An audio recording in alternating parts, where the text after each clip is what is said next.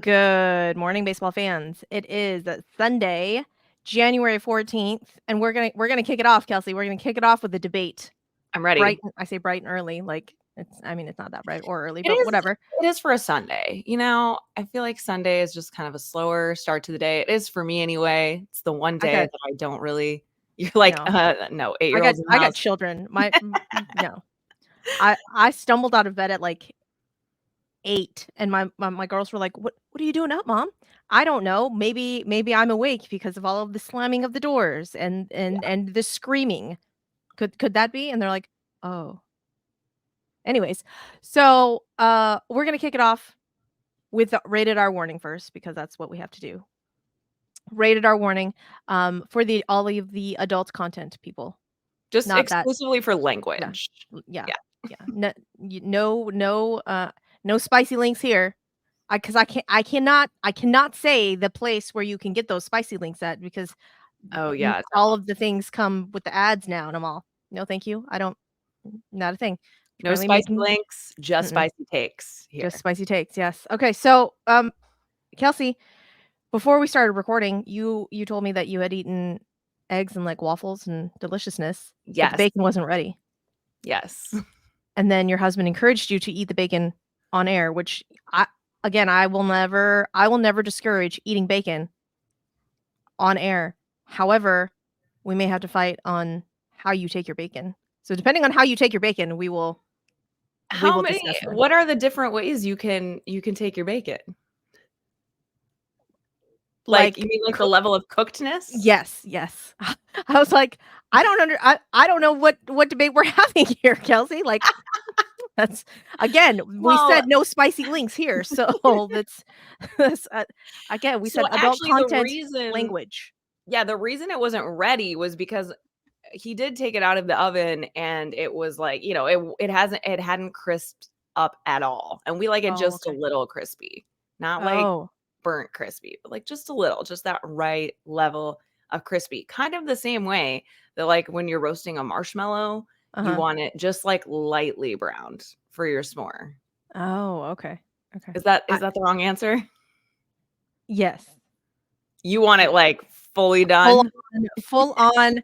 I want it to be a fucking like charcoal briquette. Okay. Like whenever we go places, and I order bacon, I have to ask. I'm like, okay, but I need it like super extra crispy. And they're like, okay. I'm all, no, like super extra crispy, like like when the cook says, no, this is too burnt, I cannot serve this to people, then you bring it to me. That's when I need you to bring me the bacon. And my husband is just like, absolutely not. No, Suzy, that's not a thing that we can do. I'm all, no. And I go, how do you like your bacon? And he goes, and again, I told you guys that this is going to be rated our podcast for all of the adult language, maybe a little bit for the adult content humor, because like, I don't understand how people are over here eating bacon like limp dicks, because it's just not a thing that I can do. Like when you pick up the bacon, consistency, doesn't it? If it like wiggles, no, thank you. No, absolutely not. Absolutely. You now ruined bacon for so many people. I will say yes. I completely agree that I would rather have it like burnt, overdone, per se, than limp dick bacon. Okay, I thank you. Completely agree. Yes. I knew I chose the correct co-host. I knew it. I knew it. I can stay. Yeah. Congrats, Kels. Congrats. You passed the test. You passed the test. Another week down. I knew that was going to be a concern in your life. So I'm glad that you can, hang around. Yeah, I'm glad we got it out of the way early in the morning so I can just let the stress of that go. Exactly. I mean, nobody knew that we were going to be talking about limp dick bacon. This was my arbitration case. And there was no in between. There is no in between bacon. It's true. We have to settle one way or the other, and the verdict is out. So all very true things, Kels. All very true things. Yeah, I'm not prepared for this polar vortex. So, like, you look very cozy and comfy right now, and I love how cozy and comfy you look right now. No, the ultimate version of like cozy and comfy for me is wearing my husband's clothes. So I am wearing my husband's flannel. The hat is mine, of course, but yeah, I don't know. There's something about just where he also like has so many flannels and I don't really have any and I love them. So that's the way to get ultimately comfy and cozy. And it That's true. is, I believe the real feel is like -20 here right now where I'm at in Chicago. So I know around the country it is rough, but I mean, Suzy, what's it like there in Houston? Because it sounds like you guys got it really bad. Not yet, not yet. It's as of right now, uh, um, as of right now, it's 47 degrees. So 47. you're hurting over there. I actually am. I am actually chilly. I I have I don't have, I am of the we don't turn on our heater, like, in our house, like, the Mm, overall. It just whatever room you're in, we just turn on a space heater because it's whatever room you're in. And so, we have a space heater going in, like, in our main room, but tonight, the low is 43. Tomorrow, the low is 33. Tuesday, the high is only gonna be 41 and the low is going to be 26. ooh. And everyone laughs at the Texans and at the Southern people that are like, "It's so cold, blah, blah." We're not set up. We're not I don't think you guys understand, we're not set up for the cold. Yeah, I was, the last time I think it was the last time that it was that cold there, it would have been in 2020, I think. Was it in 2020 when you guys had, like, ice and snow and craziness, N or was it 21? Maybe it no, was 21. it was like last year. We had a huge freeze last year. Okay, well, Like there was some other time, like, 2 or 3 years ago where you it must have been 3 years ago, so maybe 21. Yeah, mm, because it's 2024. Oh, anyway, yeah, so I think it was in 21 around this time of year that, y'all had some inclement weather where it was, like, snow and ice it was the first time it had happened in quite a while, yeah, and many things were shut down, and anyway, I was helping to oversee some fitness studios in the Dallas-Fort Worth area during that time, and I remember just being like, "What do you mean?" That's what I learned all yeah, about that, like, "What do you mean you don't have de-icer? Like, how can the lock be stuck? Just, yeah. pull your de-icer that you keep in your pocket, like, out, it's January." I'm like, "What words are you saying right now? Like, what's the de-icer?" Like, I don't know these things. But yeah, it's one of those things where I'm all, I and Dallas Fort Worth area actually gets colder than us down here because they are Yeah. technically further north because, Southern Oklahoma. And so when it gets that cold down here, and when I say down here, we are literally like 15 minutes from the beach. Oh, wow. So yeah, Cool. like it's not a pretty beach. Don't get it twisted. Everyone's like, "Oh my god, the beach." No, no, no. It's gross and Well, not. we have a beach that we're close to here too, that is not yeah, I feel you. Yeah. So, it's not any sort of good thing, but, like, I'm like, "No, no, no, that's why I put up with the ridiculous humidity and the 9-foot mosquitoes so that I don't ever have to deal with 43 different layers of clothing." That's Yeah, what I don't no, thank you, I don't wanna do any of that. it's rough. It's rough. You really gotta plan ahead over here. Yeah, I don't know. How many layers is the most layers that you've ever put on? Oh gosh, I mean, I have no idea. I'm trying to think at the times I have waited out in the cold. There was a time, like, in my high school and maybe even college years where there is a thing called, like, rush tickets that you can get when Uh-huh, you're a student for, like, Broadway shows, uh-huh. and so both in Chicago and some in I don't think I ever did it when it was super cold in New York, but downtown Chicago, where most of the theaters are, is also right by the lake, so it's even colder and you get, like, Ah, the lake effect, the wind chill right. is really bad down there.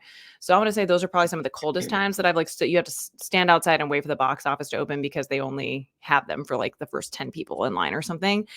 Um, and then I also have been to a number of games at Wrigley Field here in April because not anymore since they've changed up the schedule, but the Cardinals always used to come here, like, the 1st or 2nd weekend in April, Mhm. and a lot of times, yeah, no, it's not above freezing here that time of year. So I was actually just looking at a picture that I posted on Twitter of me and my friend Wes on April 17th, I think it was 2018.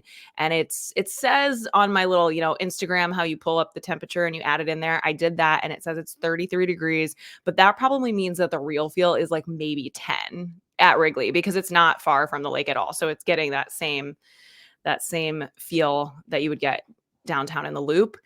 And yeah, I'm definitely I have my jersey on like over like an Eskimo parka coat situation. But I'm sure I have like a long sleeve like Under Armour shirt and a hoodie at the very least underneath it as well. No, none of that. None of 2 or 3 that. pairs of gloves, 2 or 3 pairs of socks. Gotta have those Sorel snow boots.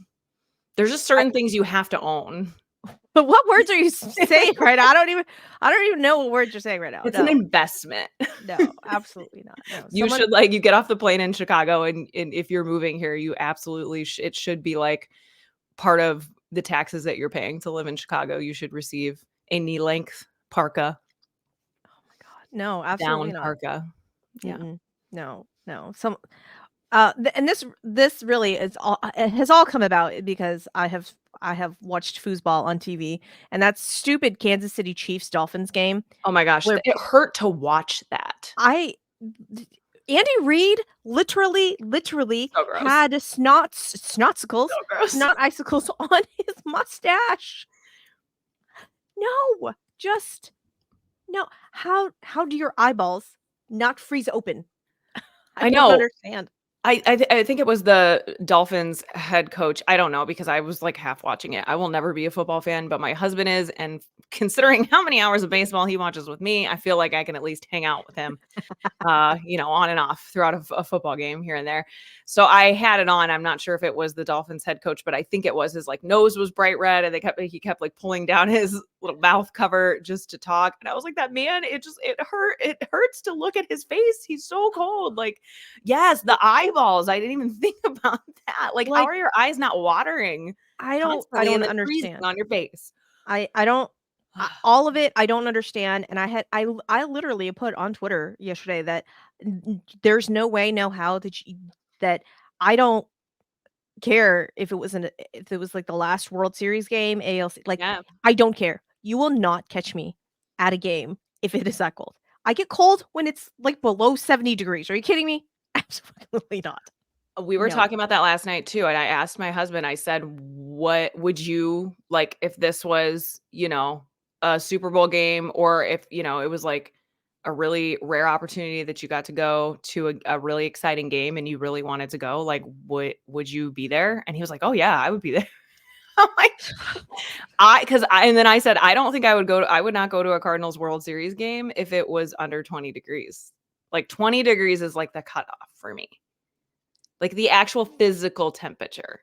No, absolutely not. No. Because I went to that 33-degree game where I'm telling you, I'm sure the real feel was significantly less than that. But no, I would draw the line at this kind of weather because it's just painful and it can be really dangerous. So that's why I thought it was, obviously they took all kinds of preventative measures, whatever they could to protect the players and stuff yesterday, but no, when you are literally getting a bottle of water out of the refrigerator, yes, and then it automatically just starts freezing, that is the temperature that you stay inside. You stay inside. You don't go to work. Paid $15 for a Busch Light and it just explodes in your hand. Can you imagine?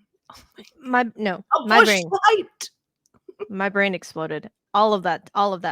My brain exploded. No, thank you. Well, we're gonna stay here with our warm cups of coffee in our cozy studios. Yeah. So and dream of spring training. We are gonna dream of spring training, but first, Kels, we're gonna talk about our 40-man fines. Yeah. If you guys are new around here, our 40-man fines are those guys who obviously are on the 40-man roster, may not be one of the superstars, may not be one of the starting 9, but is there. Gonna get a shot at some point in time, hopefully. When we were coming up with names for this, thankfully Kelsey came up with a way better name for this segment. I don't know if it's better, but it's maybe more appropriate. I don't know. I think maybe at some point we will go with Diamond Daddies, and that's gonna be a whole other segment. We'll get a whole new slew of listeners. Yeah.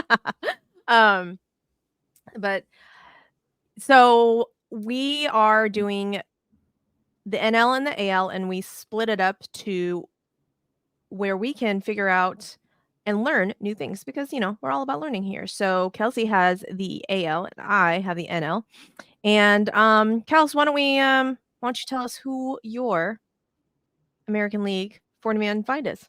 Yeah, well, we are going from teams with the worst record to the best records, and we're getting towards the middle here. So this week I had the task of finding a 40-man from the Red Sox roster, and I'm going to go with BobbyDalbec, who you may or may not know about. I actually only know of him because last Valentine's Day, so almost a year ago, I did an episode of my podcast, Peace, Love, and Baseball, and we called it, the top 10 dreamiest dudes. And I did a draft with my fellow Cardinals fan, Sarah, at SarahAnn1212 on Twitter. Shout out, Sarah, for all of her great content and contribution there. But we each drafted 10 players that we thought were like the hottest players currently in Major League Baseball. And BobbyDalbec was on my list. I did not know anything about him other than I was like, you look good on the field. Well, now I'm here to learn a little bit more about him because I do care, Bobby. His full name is Robert Vernon Dalbec, and he was born on June 29th, 1995, and he was born in Seattle, Washington. Sounds like he spent most of his childhood there because he is a Mariners and a Seahawks fan. But he actually went to high school in Parker, Colorado, where he was a pitcher and a shortstop. Hello, two-way player. He also played on his high school basketball team. And according to the Arizona Daily Star, he was not selected in the MLB draft out of high school due to his strong commitment to play for the University of Arizona. So he entered college. Wildcat. Yeah, he entered college as a third baseman, a first baseman, and a relief pitcher. So if you're keeping track, he has now played four positions. I guess really 5 if you consider like maybe he was a starting pitcher in high school. Not really sure. Anyway, he played collegiate summer ball for the Orleans Firebirds in the Cape Cod Baseball League, and he participated in their all-star home run hitting contest. And he also played in the 2016 College World Series with the Arizona Wildcats. He was drafted by the Red Sox in the 4th round of the 2016 Major League Baseball draft out of college then. He had a $650,000 signing bonus. And he came in hot offensively with the Class A Lowell Spinners of Lowell, Massachusetts, who are actually not around anymore as of 2020. But he spent the whole season there in 2017, and he posted a .386 batting average /427 674 with 7 home runs and 33 RBIs in only 34 games. So pretty awesome start to his professional career. In 2018, Dalbec started the season with the Salem Red Sox, which is the High A Advanced Carolina League for the Red Sox. And in 100 games with Salem, he slashed .256, .372, .573, while leading the league with 26 home runs and 85 RBIs in 344 at-bats. So keeping that momentum offensively as he moves up the ranks. He was then promoted to the Portland Sea Dogs, which is another team I'm not sure I knew existed, the Double-A Eastern League, on August 3rd of that season. Bobby was actually named the Offensive Player of the Year and Defensive Player of the Year in 2018 for the minor league awards for the Red Sox. So pretty cool. He's getting noticed very quickly here. He also won the Carolina League Most Valuable Player Award, MVP. After the regular season, he played as part of the Mesa Solar Sox. That's a cool name, the Solar Sox, as part of the Arizona Fall League. So the Arizona Fall League, maybe we can talk more about that sometime, or maybe you have before, but it is often kind of an indicator of some up-and-coming players through the minor league system. In 2019, Dalbec began the season back with the Sea Dogs in Portland, and he was promoted to the Pawtucket Red Sox, which is their Triple-A team, in August. Overall, during 2019, he slashed .239, .356, .460 with 27 home runs and 73 RBIs in 135 games. So making that adjustment to AAA may be a little trickier for him. But here he comes. He was also selected this year for the United States national team as the first baseman. So nice little accolade to add to his resume there. This is the year at the end of 2019, he is added to the 40-man roster for the Red Sox, I assume to protect him from being claimed off waivers. So he was assigned to AAA to start the 2020 season. And on August 30th, Dalbec was added to Boston's active roster following the trade of Mitch Moreland. So they traded away Mitch Moreland for the trade deadline. Dalbec's getting his chance. He made his major league debut the next day against the Washington Nationals, and his first major league hit was a third inning home run. All these guys where their first major league hits are home runs, coming in his second major league at bat. Through his first 10 major league games, he hit 6 home runs, including 5 straight games with a home run. I think that's where he was like on my radar to begin with. During the shortened 2020 Red Sox season, he batted .263 with 8 home runs and 16 RBIs in 23 games. Following the 2020 season, he was ranked by Baseball America as the Red Sox number 3 prospect. Oh. Yeah, so the Red Sox named him their starting first baseman for opening day in 2021. And on July 29th, this is so random, he became the tallest player to make an appearance at shortstop for the Red Sox. So he's still bouncing around, even though he is he's named their starting first baseman. I actually don't have the stats on like how many games he's played overall at positions for them, but it's not like he hasn't played a ton more first base than all of the other positions he can play. He has definitely continued to get bopped around. So during August, he batted .339 with 7 home runs and 21 RBIs, and he was named the AL Rookie of the Month in August of 2021. For the regular season, he played in 133 games for the Red Sox, batted .240 overall with 25 home runs and 78 RBIs. Now, he starts 2020 as the primary first baseman, but he has some offensive struggles and eventually is optioned to AAA. He ended up back with the big league team when Trevor Story was injured. So lucky for them, he's still around and he's still so versatile. And after playing 117 games with Red Sox in 2022 and 130 in 2021, he played only 21 games with the big league club in 2023. I thought this was interesting because he was relatively successful offensively in AAA throughout 2023. And I think he just couldn't find the consistency when he came up but like, of course he can't. He played in 21 games. Yeah. So, and he's playing at all these different positions, which is another thing that I think is easy to take for granted. Hello, Tommy Edmond truthers. We're going to get there. But that is just a whole nother element that like, if that's what he's able to do for you, like that's his primary skill set, that's what he's given to you. And that's what he's focusing on, is being able to show up and play wherever you need him and not I mean, there's guys who will literally sign with one team over the other because they want to have that consistency of like, I'm going to be your starting shortstop every day, or I'm going to be your starting third baseman. I mean, we've heard about it recently with some of these, Carlos Correa and Xander Bogaerts, for example. So the fact that, I mean, they get to a point in their career where they kind of maybe have the ability to do that. BobbyDalbec is not there, but there's a reason for that. And the reason is they're able to be more successful overall. And I don't think that's a secret, but yeah, I'm a little like defensive of BobbyDalbec here of not getting more playing time in 2023. Yeah, there was some issues. Well, okay. So obviously there's not really a quote unquote spot for Bobby D. Sure. And not gonna lie, in my head, I get BobbyDalbec and Tristan Casas confused in my head all of the time. And I'm like, wait, which one is which again? So, but I want to say that there was some not things, but like I guess he wanted to go play for Team USA, the World Baseball Classic, but then they would like, oh, but maybe you should go work out some more. And so there was some like issues there. And there was obviously the Red Sox are not in the best of clubhouse shape either. And so there was some things with like where he's going to play, like how often he was going to play. And I guess that there was some like attitude, I guess. So I'll have to dig into that. Yeah. It'll be interesting to see how he fits in.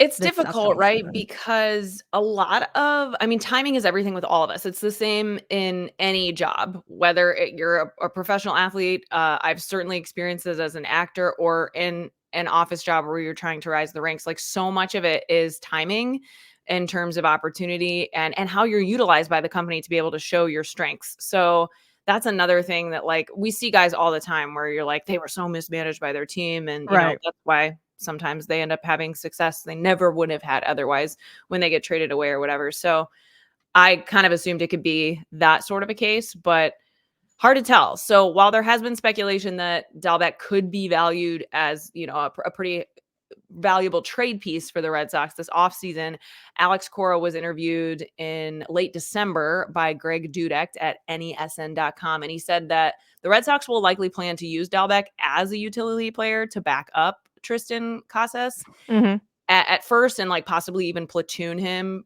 because he hits well against lefties, especially compared to Casas.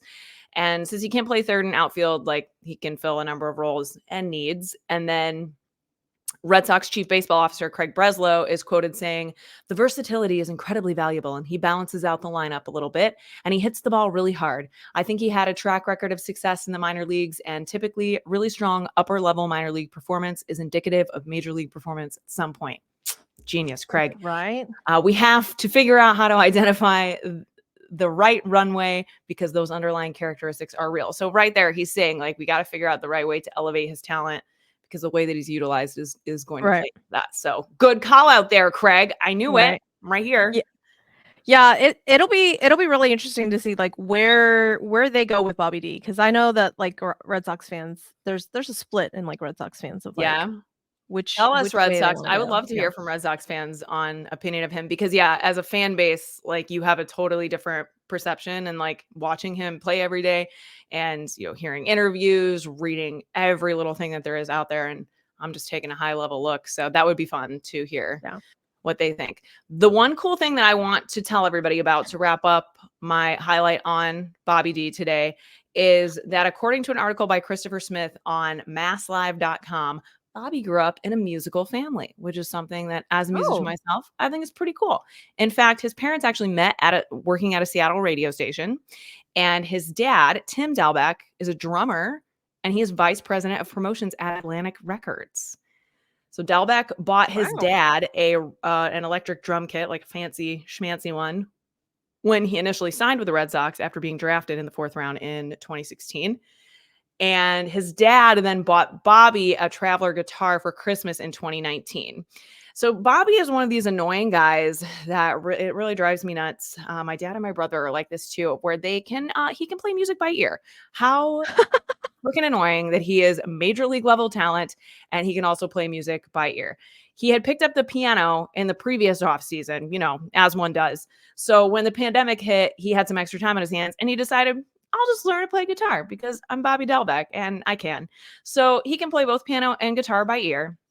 And his teammate Kyle Hart said in an interview that Bobby would hang out in his hotel rooms most nights after the 2020 season because they can't go out, can't do much. And he would play guitar. Hart said that Bobby learned a new song every day from John Mayer, Jimi Hendrix, Stevie Ray Vaughan, Pearl Jam, all those really easy tunes to just pluck in guitar. What you're telling me is that Bobby D pulls all of the girls. That's really what you're telling me. Yeah, I think he landed right where he belonged on my top 10 dreamiest dudes list.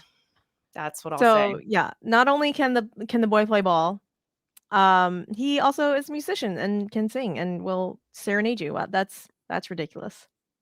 It's absolutely ridiculous. Yes, pretty unfair, but that's our him. friend of the show, Aaron Rodgers, not that Aaron Rodgers, the other Aaron Rodgers, says foosball Suzy is greater than baseball Suzy. And Aaron, that hurts my heart just I'm gonna a little have to fight Aaron there. Just a little bit.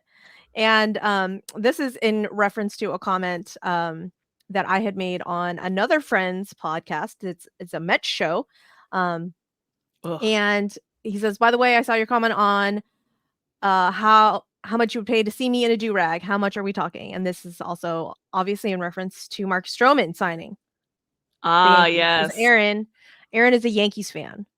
Oh, that's Aaron right. is a Yankees fan. He's our favorite Yankees fan. Yeah. This is like a truly honest question. Are do-rags part of the Yankees like policy? Like, is that allowed? Oh, I feel like they have to be because that would be I don't well, I don't know. I was just gonna say that would come off a certain kind of way that maybe wouldn't be very respectful and inclusive, but that might be part of their thing. I'm not gonna say anything else about that. I truly want to know, so if you know these things, Yeah, please drop Cashman, can them you confirm? in the comments, because I would actually love to know this. I don't know if that's part of your policy or not. I don't know. Did I make this up, or was there a point in time where they didn't allow, like, visible tattoos? I I wanna wouldn't say be that was an surprised. actual thing too. Yeah, I wouldn't be surprised. I mean, I worked at Starbucks right out of high school, and they didn't allow visible tattoos working at Starbucks back in it would have been like 2008, 2009. So we've come a long way. We have. But We've come a very long way. I wouldn't be surprised if that was like a Yankees thing. That was one of the first things I thought of when he signed with them, because I'm a big fan of his big face neck tattoo. Oh, yeah. I'm gonna get one like that of Adam Wainwright. That's what I keep saying. I'm sure my husband would love that. But Do it for the content, Kelsey. right. Can you imagine the amount of followers? I'd be that girl, that's for sure. That would be delightful. Please and thank you. But yeah, so that's that. Aaron, we appreciate you. Thanks for hopping on and commenting. If you're in the chat, feel free to drop all of the comments about what we're talking about, or if you have any questions, whatnot. But we are going to talk about my 40-man find over here for the San Francisco Giants. We are almost at winning records, guys. Almost. Like, so close. So close. But I think maybe next season the Giants are it, because this guy, I think, is going to make a difference. Now, did I choose this guy because I am pandering and because he is Korean? Yes. All of the yes. Okay? Just all of the yes. Is it JungHooLee?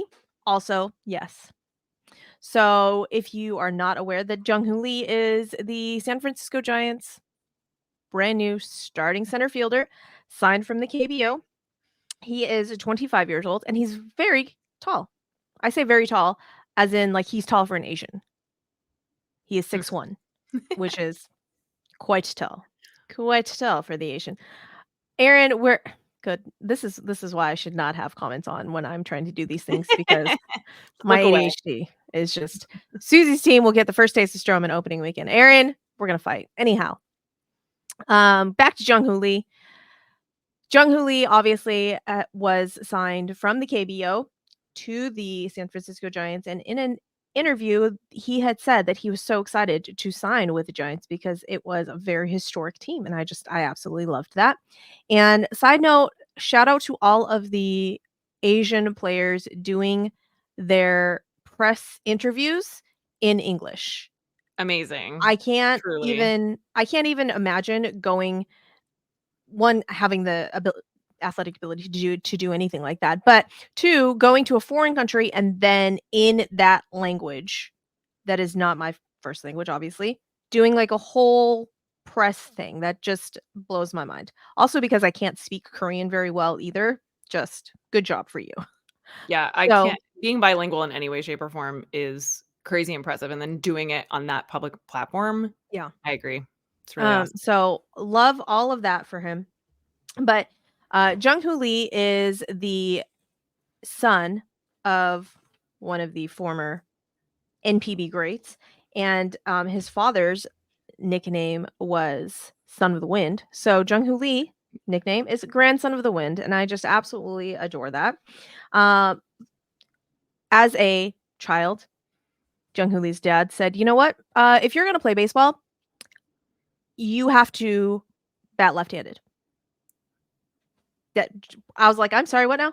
I heard that multiple times in random interviews, and so he had to bat left-handed, but he throws right-handed. Bats left, throws right. Love that.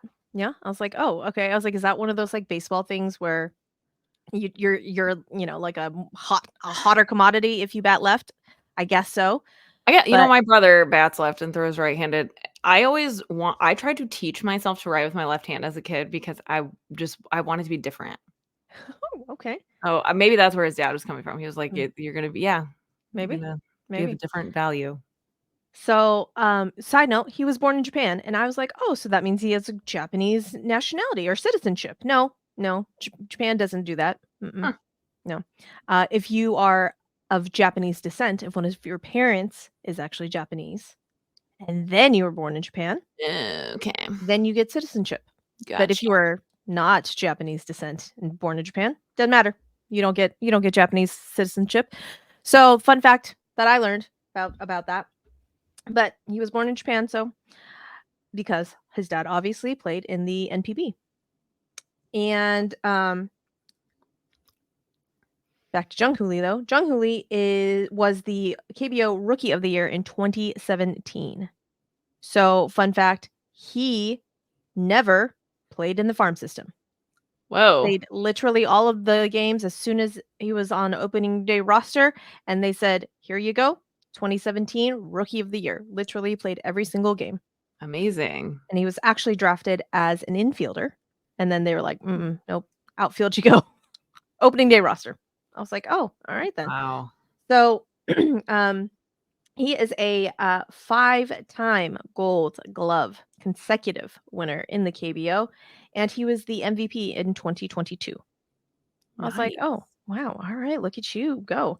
I have to also correct myself because I was under the impression that JungHooLee was married. And that Oh, I thought so too. We got some misinformation Yeah. from social media. Imagine that. Yes. So JungHooLee, not married, single. I say single as a Pringle. There is not a relationship that he has put out there. Okay. But I thought that he was married, and he was brother-in-laws with Woo Suk-go. Technically, that is true. However, Woo Suk-go is married to JungHooLee's younger sister, and that is how they are. So That is his how they're sister brother-in-laws. can come watch both of them play. That's still Yes, cool. yes. So, JungHooLee is also best friends with Ha-Seong Kim of the Padres, Oh, cool. and I love that. But Yeah. I need to see them at anything together because I feel like the height difference between the two is going to be interesting. Yeah. So Ha-Seong Kim is what, like 5'7"? Yeah. So I need to see that. Anyhow, like I said, he was never played in the minors, and Ichiro Suzuki is his favorite player of all time, and so therefore he wears a number 51. And when they were doing the like press junket thing where they do the jerseys and all that fun stuff, Bob Melvin was on the phone, and they did a little thing, and Bo Mel is over here saying, "Oh yeah, no, I was so excited. I was so excited to hear that they had signed you. You were the one guy that I wanted them to sign in the off season." And I was like, "Oh, all right. Out of all of the guys, Bo Mel, like JungHooLee is the one that you were so excited about." Now, granted, I don't know if that's just, like hearsay or whatever, but JungHooLee, Bomel's favorite player, wanted him to sign. And then JungHooLee had said that Bomel was like one of his favorite guys. And then Bob Melvin turned around and said that JungHooLee was one of his favorite. And I was like, I love this so much. Just love fest over there. Love fest, yeah. So, am I pandering? Yes, absolutely. Is he Korean? Absolutely. Does he have the most beautiful, smooth, Korean skin? Yeah. Also, Skincare routine from JungHooLee. mhm. Hair care routine from Tyler Glasnow. This is all I'm asking for. Yeah, that's all we need. Also, the cutest dog in the entire world. Oh yeah, it looks fake. It's so cute. It is a little like Pomeranian. I think it's Pomeranian. Is that? I don't even know. But they're the little teddy bear dogs, and it's freaking adorable. And I can't even like. Cute, And everyone is saying that. What is Shohei Ohtani's dog's name? Decoy. Decoy. Okay, so like they're saying like Decoy and Shohei Ohtani is greater than the JungHooLee's dog's name is Oh, Cal. come on. What's his name? Cal. Cal. K-A-O. Cal. K-O. Mm-hmm. And I'm all, you know what? No, we're not doing that. We're not doing that because you know what? Like I will take all of the cute dog baseball content combined. All okay, of it. And nothing is better than. We want to see all the players' dogs, not just the Dodgers players' dogs. Okay. I will take all of the dog plus baseball player content. All of it. Dodger, Yankee, Rangers, all of it. I don't care. How do you not want to see that? I want to see that. It's adorable. I want to see it. So yeah, that is JungHooLee wrapped up, and I expect this clip in and of itself to get us just sky high on the Korean and Japanese chart, Kelsey, because I don't know how or why we're hanging tough on the Korean and Japanese Apple charts. So you'll have to what see we're it. doing. Yeah. So, let's jump into ARB cases. Yes. So it's arbitration week. The arbitration deadline came about. And if you are unfamiliar with arbitration, very high level overview of that is there are players between their 3 and 6 year marks of years of service in Major League Baseball. So they've been in the league, they got their 3 years of service time, but they have not yet hit 6 years, which is where they're granted free agency. That's the very basis of it. There are always exceptions, of course, but they hit arbitration, which is where they file at a certain value and the team files at a certain value. And a lot of times they meet somewhere in the middle and they agree on a number. And then that's what they get paid for. Then they avoid arbitration. Yes. Once they agree on that number. Season, they sign a new contract. And all arbitration eligible players have to deal with that as part of the offseason by this date. But if they do not agree on a number, then they have to go to arbitration, where they go with an arbitrator who is just a supposedly an unbiased person who just sits there and hears their cases for the player, and player's representation says this is why they're worth this. The team says this is why you're worth this. And there is no meeting in the middle. Once you get to arbitration, the arbitrator either sides with the team or with the player. And I do not have hard facts, and this would be interesting to look up on like what percentage of arbitration cases teams win over players. But it does seem like there's a tendency for the teams to win a lot of the time. And this is my theory with that, just real quick, is that, again, really basic idea, is that the arbitrators are lawyers. They are business people. There is no like, they're not usually people who are at all in the baseball world, or even they may know absolutely nothing about baseball. Right. So imagine trying to prove your value in your industry, whatever industry you work in, to someone who doesn't work in the industry. And then the owners and, you know, the front office for the team, they are business people. So they know exactly how to speak to the business people, is to say like, but here's why their value isn't that to me. Right. So it's not a perfect process by any means. It'll be interesting. I think we will see it evolve, and it will not exist the way that it does now, because it causes a lot of weird vibes, bad feelings. No intangibles here. Okay. Intangibles are not assigned a dollar amount. Yeah. Good clubhouse guy doesn't equate to more money.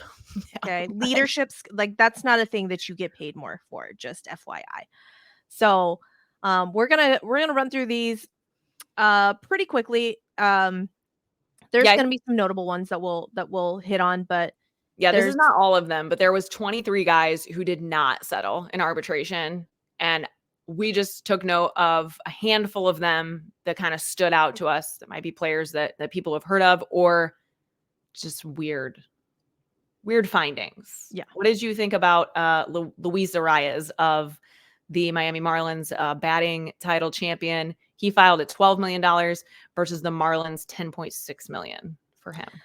So for me personally, I knew that the Marlins weren't going to pay him because it's the Marlins, and you know, but at this point in time, I think that the Marlins should just be like, oh, all right, probably maybe should pay the players that are doing the things that are bringing people into the park. Yeah, they have a major attendance issue, so you would think that they would hold some value to that. You would think. So yeah, no, for me personally, I was thinking that the Marlins would be like, okay, cool. Now I don't know which year of arbitration he is at. Oh, yeah. I Do you know don't that? know. Okay. You keep talking about that and I will find that, 'cause Yeah, well, Jazz Chisholm is another interesting one to talk about in tandem with Luis Arias, because obviously he is also of the Marlins. He filed at 2.9 million versus the Marlins 2.625 million. Again, like $275,000 is what they're going to court over. And I think we see from a lot of fans that are like, how in the world is, a major league team arguing over this kind of money? But ultimately what it comes down to is any any amount that is filed like that, also it sets the precedent. It changes the market for all players across the board. And I mean, you could also argue that over time, yeah, if they never went to battle for any of these cases and just gave the players the measly $300,000 more, like that, it would add up over time. But from my understanding, for the team, from the team's perspective, it is most important that they do go up over those little amounts so the players don't feel like they can, take an inch, give them a mile sort of thing, and to keep the value of the players as, in their control as they can from ownership. So it's kind of a thing that I would think the owners as a whole have to be on the same page about, which is why like you will see certain teams that go to court, like go to arbitration case, like you're going to be in the room fighting over that. There's no, we're not going to settle it. The Cardinals are one of those teams that just always files and goes for it. But that is because they are highly in control of their finances, and it's a big part of their behind the scenes strategy. So did you find anything out about Luis I Arias? did not, because my phone wants to be dumb and my internet wants to be dumb, and it's not letting me do any of the things that I want to look up on the interwebs. So, Well, that is a good point though. Like, tell us about, I guess, what the factor of being in a different year of arbitration versus another would be. well, so basically the entire reason I wanted to figure out which year it was because the first couple of years, like you said, you build off your further years, build off of the beginning years. So if you start off at a higher number, This is his third year of ARB, so it's his last year. last year of ARB before he goes to free agency. Okay. I think so, yeah. So yes, the fact that, you can't, it will escalate over time, obviously. That's why I was like wondering. Because when we get to Mauricio Dubon over here, Mauricio Dubon, Gold Glove winner for the Astros, filed at 3.5, versus, the team wanting to pay him 3. Now, $500,000 for most people is, a drop in the bucket. So, but I was a little shocked and I was a little dismayed because I was like, how is he getting more than my center fielder, Chas McCormick? Different RBers.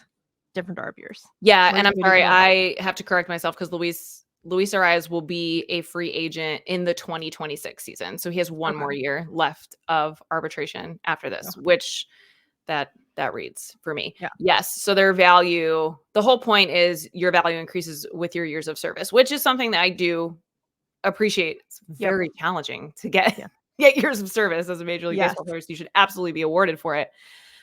But yeah, Mauricio Dubon was one that stood out to me as well. And then right in line with him, Tommy Edman, another Korean player that we love. Well, he's not a Korean-born player. He actually was the first player who was not Korean-born to play on Team Korea in the World Baseball Classic. He's also he's my favorite player. I fully committed to it. I love Tommy Edman. And he filed at 6.95 million versus the Cardinals 6.5, again, $450,000. The weirdest thing about this to me is that the Cardinals value Tommy Edman a lot. Yeah. They overutilize him. They are, again, this is like case in point of their management of him has affected his value and the attention that he gets from the league even. Like he did not win a Gold Glove the past 2 seasons. I think the last time he won was 2022 or 2021. I might be wrong. Maybe he won in 2022 for second base. I would try and help you out to Google that, but apparently my phone does not want. I think he did win in 2022 for second base. I can't remember if it was 21 or 22, but my point being, like, he would be winning a Gold Glove every year, but he's not playing any one position consistently enough. And I know there's that utility Gold Glove, and he was absolutely freaking robbed of that. I love Ha-Seong Kim, but he was robbed. He was robbed because Ha-Seong Kim played like 2 positions a lot and very well. Tommy Edman played like 4 or 5 positions a lot and very well. And just like we were talking about with the level of success that guys are able to find on both sides of the ball because of the consistency, like 162 games, friends and fans, it is a game of consistency. It is a very specific skill set that is not nearly valued enough, in my opinion, in professional sports.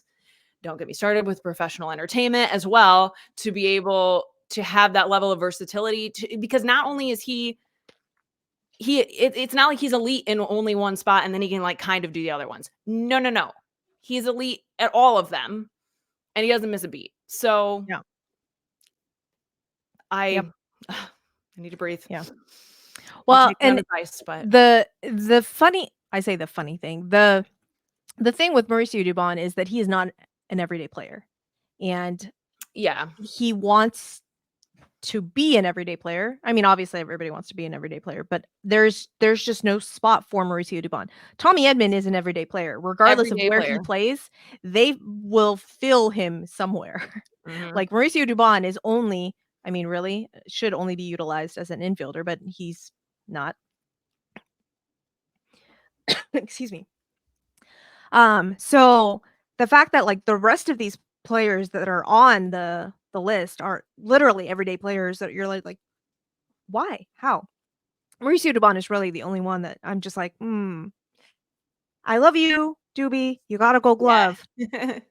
I guess Vladdy G is another one that I think like maybe filed a little high. I thought it was funny that he filed at 19.9 million versus the Blue Jays 18.5 for him, because it's I felt like he's trying to get that like 1999, 99.99, and it's not 20 million. It's he's playing the mind game there. So I just thought that was kind of funny.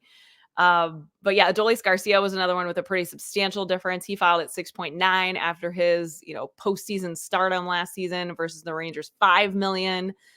Not super shocking on the Rangers end there, but it's Adolis Garcia. He made a name for himself. People want to see him get paid and rewarded, even though, again, I know that was kind of a flash in the pan, and that's what they're going to argue. So it'll be interesting to see how that one goes. Jonathan India of the Reds filed at 4 million versus 3.2. So even the Reds, of course, the Reds, I should say, are going to bat over $800,000. This one is the closest one. Casey Mize, who I don't know anything about, but I just had to call this one out. He filed at $840,000 versus $815,000. So a $25,000 difference that we're going to go to court over. And again, if you are a professional sports fan, you're like, what? Yeah. Well, and now I want to say that Casey Mize is coming back from TJ. And so I want to say like last season, I don't think he played. Correct me if I'm wrong, people in the comments. But yeah, I want to say he's coming back from TJ, and so big upside. But I think that's part of the issue. Yeah, I mean, I guess on either side, like I'm just surprised that on both sides that he like it's just not that big of a thing. It doesn't seem like it should be. So I don't know, but and then obviously JuanSoto. Oh yeah, we had to mention this. JuanSoto breaks Ohtani's record for the largest arbitration case or contract at $31 million. Obviously, he had to, break that with that extra. ScottBoras had to break it. ScottBoras actually breaks Ohtani's record, is what this is about. This makes me so mad though, because like, there is no argument that Shohei Ohtani is a better player than JuanSoto, especially last season, MVP. Shohei Ohtani. There's no way that JuanSoto could even put. I mean, he doesn't play. He doesn't play on both sides of the ball. He plays on both sides of the ball. He doesn't pitch, and he cannot. There's no way that his value would whatever. I mean, ScottBoras was gonna get it, and he did. So congrats, Scotty boy. I'm annoyed. Well, you know that ScottBoras is over here just steaming mad that all of these huge contracts that have been going on have not been ScottBoras clients. Like, he's about to take over. He's about to take over the rest of the offseason. He'll have his time. Yeah. So, let's run through these hot stove. Let's warm up. Headlines. Yes. So the Cubs signed Shota Imanaga for 4 years, $53 million. The Cubs did something. Congrats, Cubbies. Congrats. We knew it. Do you know the other club that apparently doubled this offer? Oh, I did see that. And I can't remember who it was. I didn't see who it was. I'm like, I heard it was the Giants. It wasn't the Giants. That's just, I feel bad for the fact that I'm thinking it was the Giants. Let me see if I can tell us about Shota, and I'll see if I can find out real quick. Yeah, I had heard that there was another an offer that basically doubled this, and it came out that, you know, the contract was going to be super complex, blah blah blah. So club's option that could make the agreement worth $80 million over 5 seasons, and 8 seasons in the NPB, the Japanese league. He had a 3.18 ERA, more strikeouts than innings pitched, with a 9.2 per 9 strikeout rate. So yay, Cubbies. Like, congrats to you guys. I'm very happy for you that you didn't sign just a manager this season. And apparently over the weekend, Cubby Fest happened. Yeah. And literally all of the players, that's all anybody wanted to talk about. Sign Cody Bellinger. And I'm all, yes. We just signed Shota. Like, come on. Did you see Shota is another one who did he opened his press conference by reciting the lyrics to Go Cubs Go. And I was like, okay, I don't care how much I hate the Cubs. Like, this is freaking awesome. I loved that. Yeah. I did find out here, according to MLB Network's John Morosi, it is unclear which team was willing to offer him the larger deal, but it was reported that there was a team that offered him more than double. And the 3 other teams that were like considered the candidates for him were the Boston Red Sox, the Giants, and the Angels. So I feel like it was Artie Moreno, actually. Right. Yeah, it probably was. That's bad. Anyways. Well, welcome to Chicago. Yes. Shota.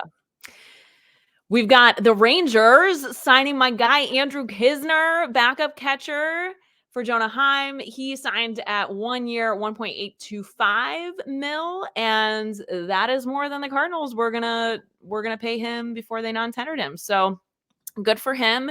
He is such a solid guy. I mean, his skill level in terms of working with the pitchers and just being a good teammate overall. He was considered captain of the Cardinals clubhouse just because of the culture that he builds and the kind of teammate that he is.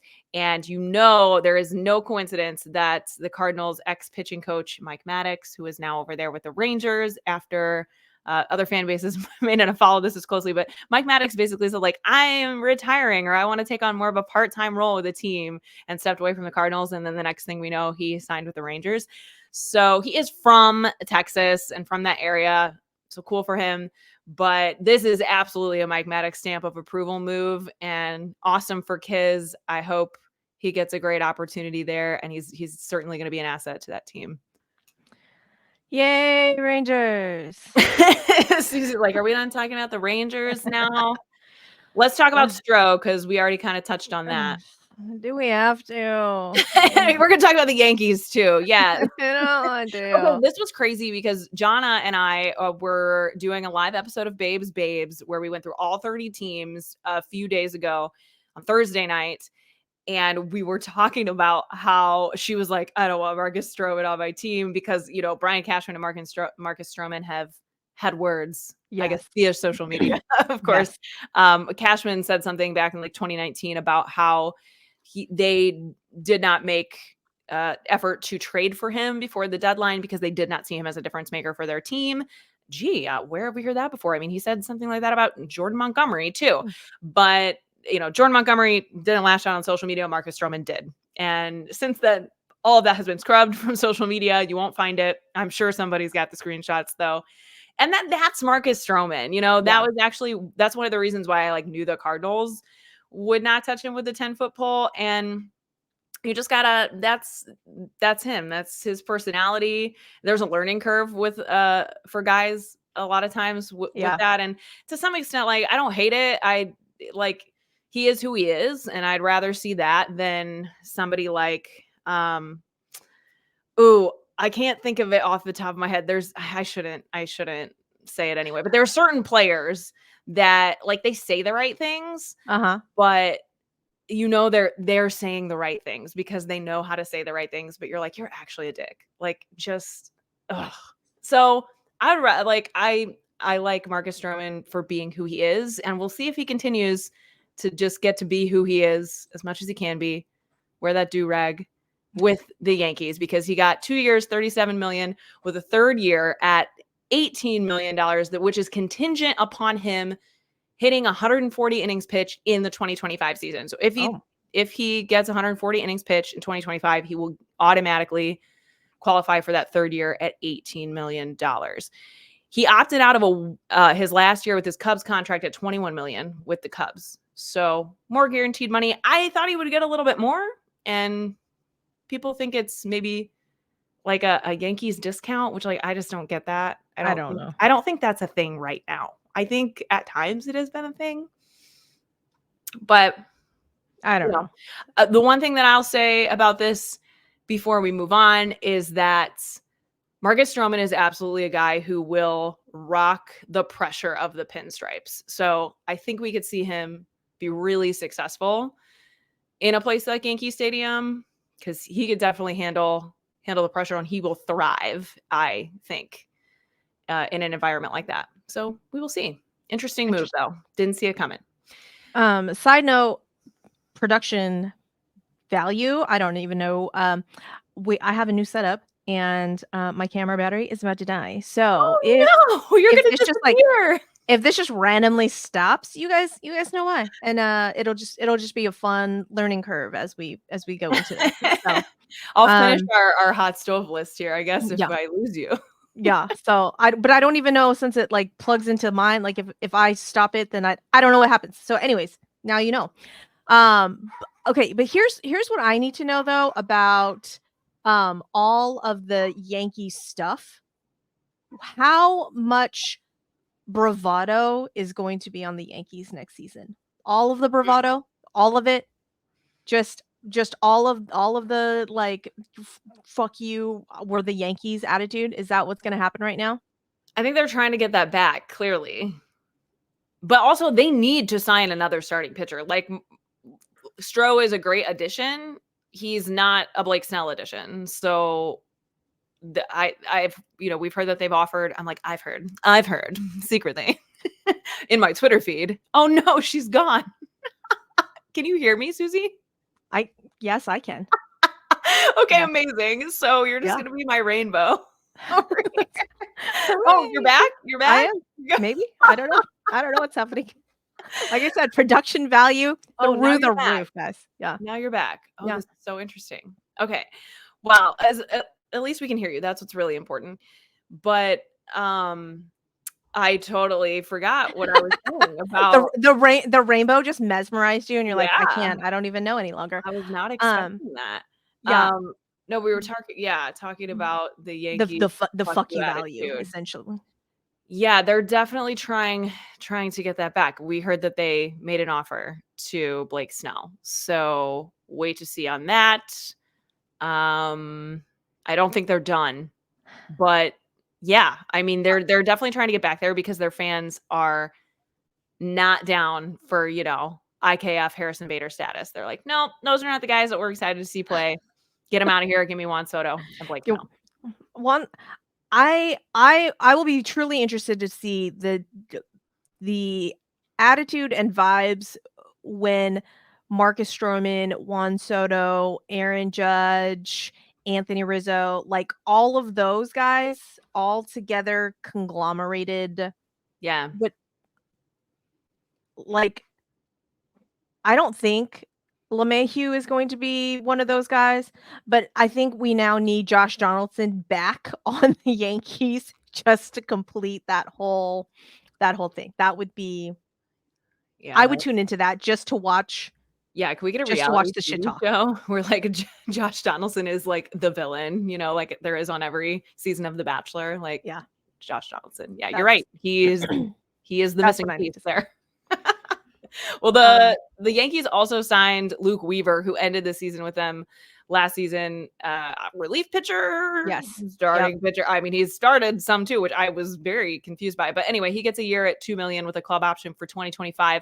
This is his 9th big league season, so some solid veteran presence. He played for the Reds and the Mariners last season as well. Again, ended it in the Bronx, and he made 23 starts last season. Which I missed. That was not on my radar. His ERA was 6.4 as a starter last season, so not great. His career numbers are 27 and 42 with a 5.14 ERA over 574.1 innings pitched in 144 games. So he's been out there doing the work, but gets blown up. Yeah. Gets blown up as a starter. As a relief pitcher, he's okay. But the Reds especially used him as a starter, and they were like, "Oh, JK." And then the Mariners were like, "No, we got this." And he went over to the Mariners as a relief pitcher and like brought his ERA down. Yeah. And then I want to say that he started a couple games for the Yankees and didn't do well. And I'm like, I don't know what y'all are doing. Don't use Luke Weaver as a starter, guys. So that experiment, hopefully is over for poor Luke Weaver. He played for the Cardinals for a time as well. The Brewers, they avoided going to arbitration with their closer DevinWilliams, and good call, Brewers, because come on, after the fit that Corbin Burns threw last season, did you really want to see it happen again with a guy like DevinWilliams? No. Williams filed at $7.3 million in arbitration. The Brewers filed at $6.65. Like not really close enough, in my opinion. But the Brewers and Williams ultimately agreed to a $7.25 million deal for next season with a club option for 2025 that is worth $10.5 million, $1 million in escalators in that 2025 contract as well, with a $250,000 buyout. So glad to see that happen for DevinWilliams, even if it was a little bit give and take. He's going to get paid just about what he wanted to next year and more in 2025. Yep. The Cubs and the Dodgers. Are we tired of talking about the Dodgers yet? Because I'm really tired of talking about the Dodgers. We almost got through a week without having to talk about them, but here they are. We're almost done talking about the Dodgers. The Cubs and the Dodgers trade the Cubs get left-handed infielder Michael Busch and reliever Yency Almonte for single-A pitcher Jackson Ferris and outfielder Zephyr Hope. The really, truly important thing to note now is the Dodgers now have a Ferris Bueller reference, and that's all I need to know. They have it all. They have it all. Rude. They have Ferris and Bueller. Yeah. So, but it'll be interesting to see if Michael Busch actually gets some run time. I know he was blocked in the Dodgers system. So if he will actually be the Cubs' second baseman, third baseman? I think he could possibly be their third baseman. He's the number 6 prospect, or he was the number 6 prospect in the Dodgers system. He is in AAA or played in AAA last season. And I mean, the Cubs have been looking for a solid starting third baseman all through last season. They had like 3 or 4 different guys out. They were running out there. And I really think they are high on trying to make a trade work with the Guardians where that would send Christopher Morel, who is probably their most promising third baseman, to the Guardians. And in their dreams, get Shane Bieber over to Chicago. So if anything like that happens, this leads me to believe they are preparing and hoping for that even more than ever. So keep an eye out for Michael Busch. Did we talk about the Dodgers also getting freaking Teoscar Hernandez? We talked about that last week. Last season. Okay. I'm like, I couldn't remember because the Dodgers have just signed everyone and anyone, and I just I think the news broke last week, so we covered it, but it was technically, I think he signs just on Friday. Okay.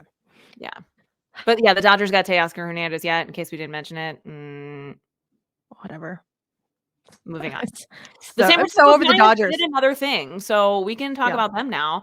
The San Francisco Giants signed right-handed pitcher Jordan Hicks, who was one of the hardest throwing pitchers in the league, former Cardinal, traded to the Blue Jays at the deadline. They signed him for 4 years, $44 million, and apparently they're going to give him a go as a starting pitcher, which I honestly love. There were so many Cardinals fans that were like, nope, tried and tested, failed. Good luck, Giants. Listen, Jordan Hicks is another example of, and the Cardinals are not the only organization to do this. I just happen to follow them and have seen it firsthand a little bit more. He made 8 starts in 2022, and it literally was like in the middle of the season, or maybe like a week into the season. Right. This season had already started when they were like, we're going to try to make you a starter. Okay. The fact that he's going to have a whole spring training, he has the mindset, he's going to get a real opportunity to do it. And I believe it was Friday that Cardinals closer Ryan Helsley, who again is one of the only other guys that throws anywhere near where Jordan Hicks does on a regular basis, 103, 104, you're going to see in every one of their outings. He spoke to it on the Foul Territory show, and I actually got to interact with him a little bit, ask him a question via the live chat there. So that's a really cool opportunity that you have daily over on the Foul Territory show if you have yet to check that out. But he spoke to that and it's just cool to get insight from a guy. I have to interrupt right now because Kelsey is humble enough that she's not going to brag on herself. So I'm going to just have to fucking do it for her.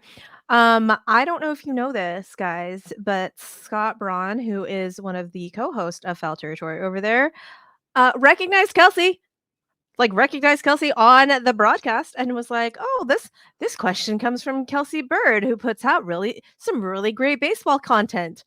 Well, I'm sorry, but what now? Say that one more time. Like I would just make that a replaying like video GIF on my phone and just be like, "I don't know if you know this, guys." Okay, I don't know. One time, Suzy, I did a production of Into the Woods, and I played one of the main roles in that show, and the review said that I was sheer perfection, and that is still, I think that was like 5 years ago, at least 5 or 6 years ago, and to this day, I mean, at least once a week, it comes up in my house of my husband or I being like, sheer perfection, some may say. So don't worry, we won't forget it anytime soon. So in case you guys weren't aware, how amazing Kelsey is as my co-host, I'm gonna just let you know because apparently Scott Brown knows that Kelsey is a fucking amazing person and co-host. So and he helped me talk to Ryan Helsley. He facilitated my conversation with Ryan Helsley, which was really cool. But anyway, they are doing just daily content the way baseball should be covered over there at Foul Territory. So if you haven't heard about it, check it out because we love them and apparently they love us too. So cool. Yeah. But yeah, Jordan Hicks, I'm excited to see him get the opportunity to start, and I can't speak to it the way that someone, again, like Ryan Helsley can, so that's why I bring it up. But if you think this is like totally out of left field, go check out that interview with him because he gives some good perspective to it and some adjustments that he might have to make here and there. And I'm really excited to see how it could play out. I think the Giants have had an unconventional approach to starting pitching, to say the least, for the last few seasons. And why not throw Jordan Hicks in there and give him a shot? He has a certain level of talent and, again, a skill set that they just got to find the right avenue for. Yeah, and it was apparently the rumors were out that the Astros were linked to Jordan Hicks as, part of our relief pitching in our bullpen, because obviously we've lost Hector Neris and Phil Maton and Ryan Stanek. And so when I saw that, I missed the whole going to convert him to a starter and just saw like and you were just like the number dollar amount, and I'm all, oh, absolutely not, because last season we gave Rafael Montero Jr. a 3-year contract, and it was just stupid. And I was like, absolutely not. There's no way that the Astros were going to pay a relief pitcher 4 years for $44 million. And then but converting to a starter, if this experiment works, that is like steal of a deal. Yeah, I think it's a win-win because I thought Jordan Hicks might wait for Josh Hader to sign because he is arguably the second best reliever on the market other than Hader. And I don't know. I think knowing that Harris might have some words for you, Kels. he's probably gonna end up with the Cardinals, so we'll see. But yeah, I thought Hader's quest to get overpaid surely might help set Hicks's value, even if just a little bit higher. Right. But this is obviously, I think he probably had kind of him and his representation probably had two different ways that they were going about it. And Helsley was saying that Hicks has always wanted the opportunity to start and get a bona fide chance to be a starter. So good for him. Yeah. I'm here for it. The Reds are sneaky, making all kinds of moves. Like I did not see the Reds being so active in the offseason, but good on your Reds. I'm excited to watch you guys next season because they signed left-hand pitcher Brent Suter for 1 year, $2.5 million, with a $3.5 million club option for 2025 with its $500,000 team buyout.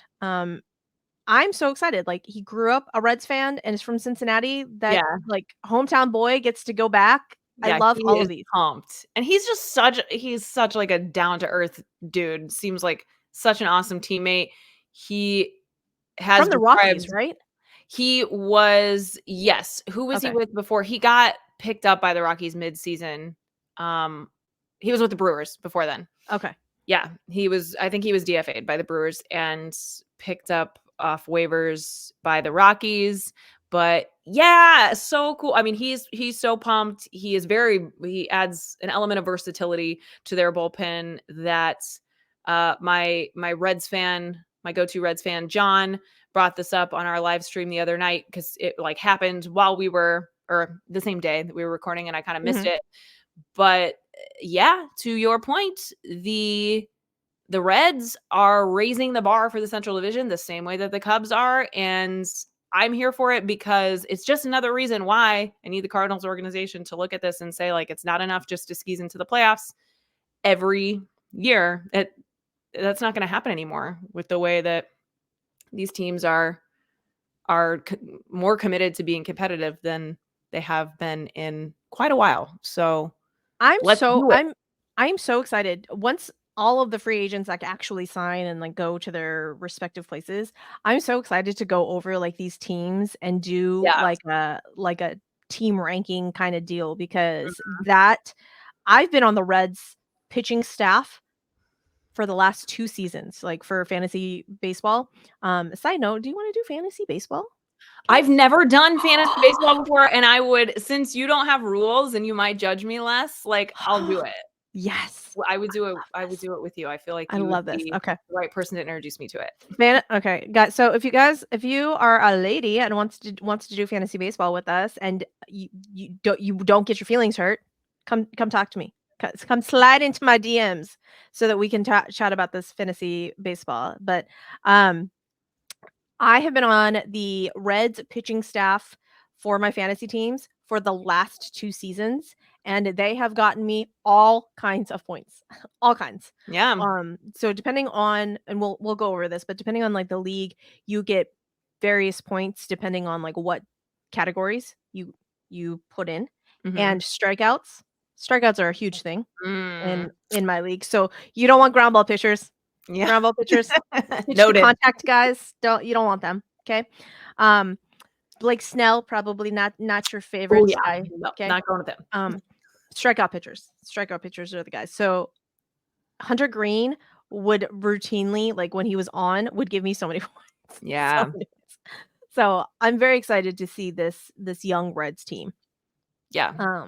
They're definitely ones to watch. Yeah. Speaking of who's not going to be with the Reds, JoeyVotto, we've already expressed our disgust is a strong word. Like, whatever. I get it, Reds. Sadness. JoeyVotto, career Red. Yeah. Free agent for the first time in his career. And I think you talked about maybe last week or the week before how he tweeted out how he, being a free agent was like being lost in space in the movie Gravity, and he needed George Clooney to come and save him. And us as a baseball fan community were like, JoeyVotto, we will all save you. Like, someone save JoeyVotto. Good news is 4 teams are reportedly interested in JoeyVotto. So all I really care at this point is that we're going to see him play baseball in 2024. Yeah. Also, the fact that he tweeted out a Care Bear GIF for this news, just JoeyVotto, I love you so much. If for some reason you hear this and you want to come talk to us and be the featured like most interesting man in baseball, by all means, we would love that. We will sell you to all 30 teams.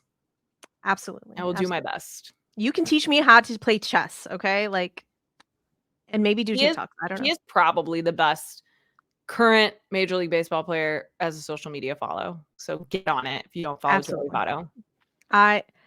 But really, landing spot, I want JoeyVotto to go whip the White Sox clubhouse into shape. Yep, we have committed to that. JoeyVotto is going to be the leader. He is like the biggest completed puzzle piece for the White Sox cultural rebuild. Make it happen, Chris Getz. Or the Angels. Yeah, I mean, another team that we're seeing they might be more likely to spend. I mean, not that you're going to have to spend as much money on somebody like JoeyVotto, but you should. You should. Somebody make that investment. Anyways, so we're going to end with the last bit of news, but it's not apparently been. The club hasn't put it out, but everybody else has put it out. So we're going to report on it. So the Marlins said goodbye to Kim Ng. I was like, Rachel Ng. That's not it. They said goodbye to Kim Ng, and they hired RachelBalkovec. Well, Kim Ng was their GM, and they basically I can't remember if we talked about that. I think we talked about this when it happened. They wanted to hire president of baseball operations over her, and she opted out of her contract because she was kind of like, are you kidding me? That basically makes me an assistant GM again, and I've already done that for 20 years, and I'm freaking Kim Ng, and the reason that your team was in the playoffs this past season was because of me. But it's fine. I'll go take my talents elsewhere. So good for her. Yes. But also good for RachelBalkovec. Tell us about her. Is it so there's no H on the end of that? It's Balkovec? I don't think so. It is said Balkovec. Okay. I'm pretty sure. Okay. Very sorry, Rachel, if we mispronounced your name. Come on the show. Tell us how you say your name. But she is now the director of player development, which we like. Good for you. The Astros actually had a lady, Sarah Goodrum, that was player development. Nice. No longer, but so okay. So she is not the first woman farm director. Correct. But I guess Marlins were like, hey, you know what? We lost a lady. Now we must hire another lady. I did see a lot of takes that the Marlins are trying to save face here, blah blah blah, and yeah. And I'm like, sad if it's true, whatever. That's not the thing that we need to focus on in terms of this hire, because this person is wildly qualified, and she is actually far more qualified than many other men who have held this position. So absolutely. Even talking about the fact that she is a woman, and I'm sure she's more sick of it than anybody. But yeah, she was the first full-time manager who was a woman for a major league affiliated team. She was with the Tampa Tarpons. The Tarpons? Mm-hmm. What is a tarpon? Must be a type of fish. It is a type of fish. It's kind of like a swordfish. Ah, okay. I dig it. Kind of like a swordfish. Tampa Tarpons from 2022 to 2023. So she leaves the Yankees organization to come on over and take on this new position with the Marlins.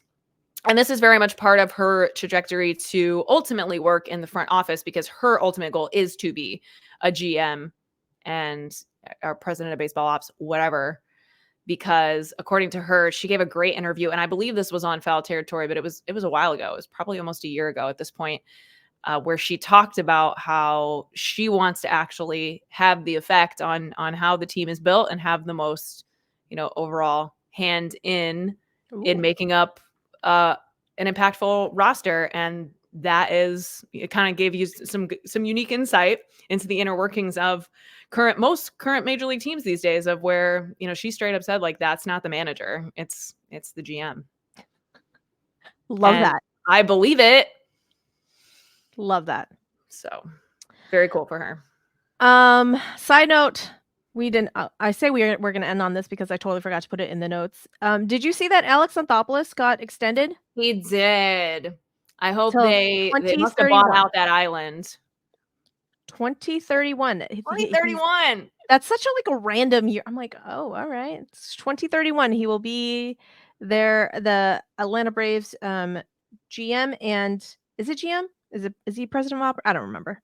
I don't know what his exact title is. The guy who makes the decisions on who goes where and how much they get paid and all of that fun stuff. President and of Anthopoulos Island. yes. I need to know. I need to know how big the murder board is, and how big the Fountain of Youth for that is. Apparently, we got 8 more years to try to figure it out, at least. Yeah. Congrats, Braves. I feel like Braves fans are super happy about this. Yeah, why not? Because look what he's done so far. All of the things, all of them. It will be really fun 8 years from now, Suzy, when we're still sitting here talking about Anthopoulos Island. If that narrative changes at all, because there are, oh man, it's just so. Does he have to give 1% of his contract back? That was a question I was asking, and I saw people asking that on Twitter as well. So Braves organization, let us know if you own a piece of the Braves, public money. Let us know. Yeah. But yeah, I will be interested to see if he stays in good favor over such a long tenure, because that is very challenging for baseball executives and leadership of any kind to do. Yeah. Yeah, so that's about all of the news around the leagues. I'm sure we've missed, tiny moves here and there. Kyle Tucker got married over the weekend. Congrats, Kyle Tucker. Yes, our king. Side note, Alex Bregman was not at the wedding. Ooh, interesting. I was like, what's that about? What's that about? Holiday, I think, got married last weekend, and he's 20. He's 20. But anyway, all the Ollie Marmol was there, Adam Wainwright was there, Matt Carpenter was there, Matt Holliday obviously is his father, so all of these, Cardinals royalty at the Jackson Holiday wedding. So watch out, Orioles. The Cardinals might pay for Jackson Holiday, or his dad might take a hometown discount. I thought that obviously he's still very connected with the organization, but I didn't realize it was like that. Oh yeah. Come to my son's wedding. So fun thing. Oh yeah, for sure. I don't know what's happening over there with everyone's like, oh, but Alex Bregman wasn't there. Altuve wasn't there. And I was like, guys, not everybody can come to everybody's wedding. Okay. Yeah. And not all of them have to be best friends. I mean, it's just like with any coworkers, like you have 2 or 3 coworkers that you would consider like friends outside of work, maybe if you're lucky. And then there's 30 more, but they're not people that you're going to invite to your wedding. It's fine. Yeah. It's fine. Yeah. So I'm like, I needed to see the Ryan Stanek view with Kyle Tucker, and I did not see that, and I'm very sad about it. But other rumor mill, if Hector Neris goes to Cardinals, I'll be very thrilled. I will be thrilled for the Cardinals, because apparently Hector Neris is linked to the Yankees and the Rangers, and neither team I'm going to be happy about. Absolutely. The Cardinals are usually pretty good about staying out of any rumor mills, so they just end up like, oh, they did it. They were never really on the radar. So I wouldn't be surprised. And I think he's a good target for what they say they are looking to. Let's hope. So because if Hector Neris ends up on the Yankees or the Rangers, I'm gonna have to fight. I will have to fight Yankee people all the time if he ends up in the Yankees. We're gonna have to put that on the Patreon. That's that per view. Suzy versus Yankees and Rangers fans. That will be delightful. So, Kelsey, tell the people where they can find you on the socials. Yeah, the best place to find me for constant baseball content is on Twitter forever at KBirdTweets. And then I almost said kbirdtweets.com. That's not a thing yet, but maybe it should be. Okay, at KBirdTweets, that's BURD. KBird Tweets. My link tree is there, so that'll take you to, whatever podcast platform you want to listen to, Bourbon and Baseball or Babes or Peace, Love, and Baseball, which is my solo podcast that I put out every Tuesday. And, we're on Instagram and Facebook as well. But if you find that link tree, you find me everywhere you want to be. Yes. So go listen to Kelsey because she puts out good baseball content. Scott Brown says so. So I hear. Yeah, yeah. Still holding strong in Korea and Japan. I don't know how or why you guys found the podcast, but we appreciate you so much. Holding strong on the Apple Podcasts. Yeah, if this was Zoom, though, that would make hearts and, It like would? exploding hearts. Yeah. Oh, Zoom. Uh-huh. It's a little Yeah. creepy. Not so much on the StreamYard, but on Mhm. Zoom, you do that, and then, like, if you do, like, the thumbs up, it also does something, but yeah. Yeah. Not over here on StreamYard, though. Not over I here. mean, that's a little busy. I don't know how I feel about that. And it's, like, exploding hearts too or something. Wow. So, like, when you do, like, the heart hands, it does anyways. So, America, United States, where are you peoples? I need you to get on this, please and thank you. I would really appreciate that. I need someone to invest, heavily into my baseball content career so that I can just do this full time. Come on now. Like, love that for us. So, leave How's all of Southwest? the please, golly. He's looking to put money in really different creative spots, so I'm just maybe he's saying. our guy. Just saying. So, if you have not yet, please leave a 5-star rating. Leave us a written review. We would love that. Hit subscribe on the YouTubes. Okay? I would love that. Please and thank you. I don't know where the actual subscribe button on the YouTubes is, but it's like red right under the somewhere. video. Yeah. Pretty easy to find. Do it though. Okay? Tell your Not gonna friends. spam you with anything. It's just gonna make sure that you know when we put something new out. It's Yeah. like Come on when now. you come to YouTube. Exactly. No big Like deal. like it just sends you like little like notification. Hello, new things. So with that, we are going to say goodbye and good night. I'm not going to say good night because it's not the Good nighttime, day. but I am going to say goodbye. We're going to hit end stream and yay, baseball.